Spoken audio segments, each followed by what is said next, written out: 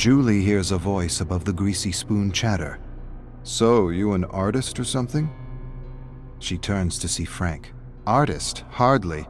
I doodle to escape the banality of Ormond." He stares at her sketch. He seems to recognize himself standing in line for a hot chocolate. "That me?"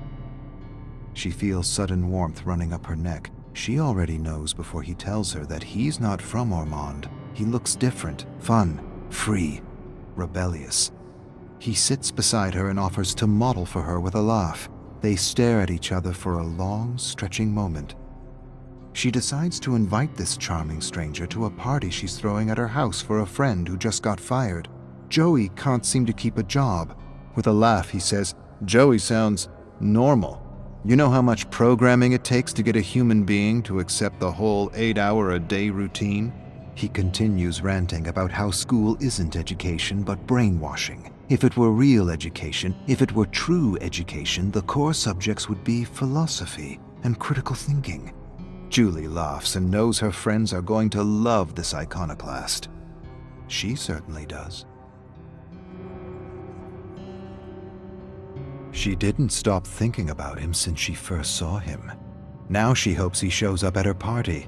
His rant stuck with her, and she spent a few hours researching how education was corrupted to meet the demands of the Industrial Revolution. Conveyor belt education for assembly line jobs. Nothing has changed for the last 100 years, only the products. Frank shows up with drugs and drinks, party treats. Julie introduces him to her best friends, Joey and Susie. They talk favorite foods, slasher movies, and killers all night. Julie amazes Frank with her profound knowledge of serial killers as she leads him to her bedroom and shows him her scrapbooks filled with pictures and clippings of famous murderers.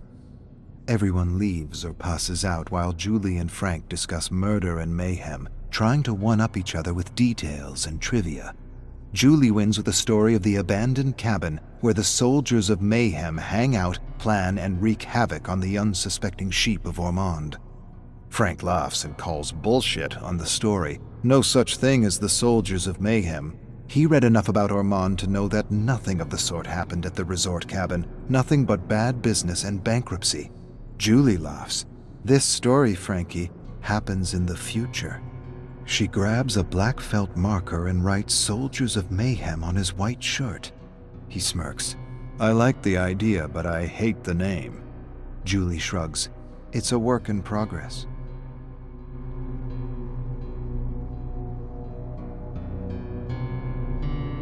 Julie feels alive with Frank.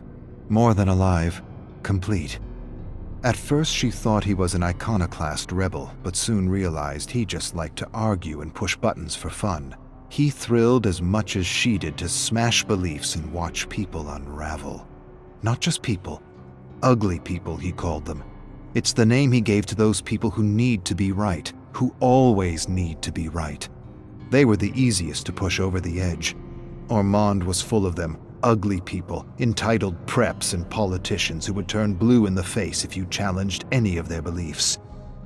Julie hands Frank a ski mask. He gives her a curious look. "Tonight we all play a game. Whoever steals the most car emblems wins." Frank smirks. "Wins what?" She approaches Frank and whispers, "Whatever the winner wants." Frank quickly puts on his ski mask and rushes into the snow-covered streets of Ormond, searching for cars. More than love, more than passion, Julie feels Frank is her spiritual twin. She spent the whole night confiding her darkest desires to him, how she often wondered what it would be like to set fire to the entire town. Frank leans forward and tells her she can do anything she wants. She just has to know what she wants and build an image of herself doing what she wants in her mind. He continues to espouse some weed-induced theory about manipulating the world with thoughts and feelings. The clearer you are about what you want and the more focused you are in imagining it, the faster you rewire the world to your favor. Everyone stares at Frank for a long, dramatic moment. Then they burst out laughing in unison. "Let's all just imagine buckets of money." Frank shakes his head. "Money is dead on its own. Money doesn't inspire the world. Real passion and emotion does. See yourself doing what it is you want to do for the rest of your life with passion. Be clear and focused, and do not waver, and watch the world work in your favor. Another silence. Julie smirks. Frank nods seriously. She closes her eyes and imagines herself and her friends turning Ormond into their personal playpen. She opens her eyes. Julie and Frank wait for Joey and Susie at the old abandoned cabin. Of course, it had to be the cabin, the only exciting place in Ormond. Julie looks at the place. It needs some love. Joey and Susie are out messing with the sheep of Ormond as usual. They soon enter with a bunch of stop signs and laugh about the accidents they caused. No one dead, but some serious injuries, 6 to be precise. They snap some pictures to capture the moment. Joey then tells them he got a new job at the local hardware store. They all make bets on how long he'll keep this job. Julie appraises the space and has an idea. She'll decorate the walls with the emblems they pulled off the cars of Ormond. Everyone likes the idea. Joey adds he wants to hang the stop signs on the wall. Inspired by the small traffic accidents Joey and Susie engineered, Julie suggests another name for their little gang: the Marauders of Mayhem. Frank shakes his head and his eyebrows frown. Too tough on the tongue. Joey disagrees. I love it. All eyes turn to Susie. She shrugs. I agree with Frank. It's a mouthful.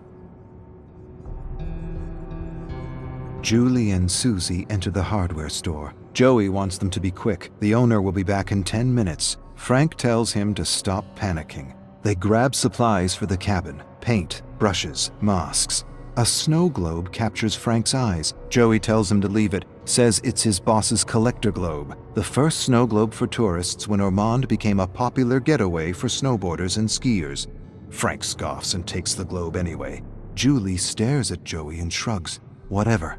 The globe gives her an idea. She grabs a few generic Ormond globes for a personal project. The cabin is almost ready. Some finishing touches required, and Frank and Susie are hitting a few homes for supplies: toasters, pans, cutlery, TV, computer, linen, anything to make their refuge a little cozier. Julie stays behind refashioning generic Ormond globes with scenes of mayhem. Frank approaches her. Can I have one of those? She hands him a globe with 4 stick figures setting a snowman on fire. He says it should be a real person. Julie feels offended. He didn't see the detail. It is. Frank scrutinizes the globe and sees a stick man embedded in the fake snow. Nice. Julie imagines something crazy. In her mind's eye, she imagines herself killing someone with her friends. She has no other image, and no doubt, it's more than an image of a first kill. It's an image of her in a newspaper clipping. She makes Ormond exciting again with a series of murders. Her phone startles her. She answers. She hears his voice, and Frank tells her to meet him at the Ormond Majestic Theater. Why? What's playing? He doesn't answer.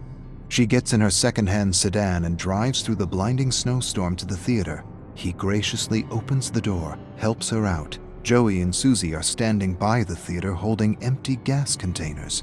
Frank hands her a match. Please, do the honors. She strikes the match, watches the flame ignite strong, then it dwindles in the cold wind. Before it extinguishes, she flicks the burning match at the theater. A moment later, a massive fire erupts in the blinding snow. She stares at Frank, at the fire, at Joey and Susie, and she has this sudden crazy thought that Frank is right. Somehow the world is conspiring in her favor. Joey paces the cabin, suggesting names for the group. Susie thinks they need some kind of a costume, like superheroes. Julie laughs. We trying to be famous? Frank shrugs. Why not?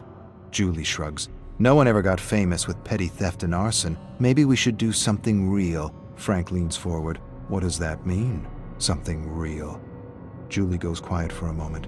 She's not sure what she's thinking, or if she's thinking at all, but she wants to feel the thrill she's read about in books. She wants to be more than common, more than ordinary, bigger than life. Frank smiles at her and asks if she thinks she could kill someone. She thinks for a moment. I could. Frank raises a skeptical eyebrow. After a moment, he says he probably couldn't really kill someone. Julie teases him. Not even for me? He shakes his head. Not even for you. And you? Would you kill for me? She echoes his bullshit answer. Never. He laughs and echoes her. Not even for me? Not even for you. Frank won the bet, and he's collecting. Joey didn't last a month at the new job. The owner accused him of stealing a chocolate bar, and now he paces the cabin hysterical. Of all the things, a chocolate bar he claims he never stole. The injustice of it all. Julie suggests payback. Let's break into the store, get some more supplies, set the whole place on fire to let Ormond feel the wrath of the Legion. Joey freezes when he hears the name. Frank raises a curious eyebrow and then nods approvingly. I like it. I like it a lot.